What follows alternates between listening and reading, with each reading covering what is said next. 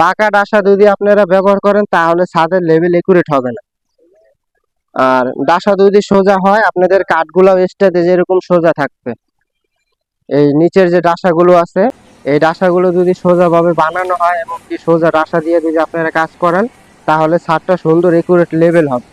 তো এখানে একবার লেভেল করা হয়েছে, রড টড বাইন্ডিং করার পরে আরেকবার লেভেল করা হবে। তো এরকম সুন্দরভাবে কাজ করালে আপনাদের ভবিষ্যতে আর কি প্লাস্টারটা ছুটে পড়ার সম্ভাবনা থাকবে না। আর ডাসা যদি সোজা হয় আপনাদের কাঠগুলো স্টেজে যেরকম সোজা থাকবে।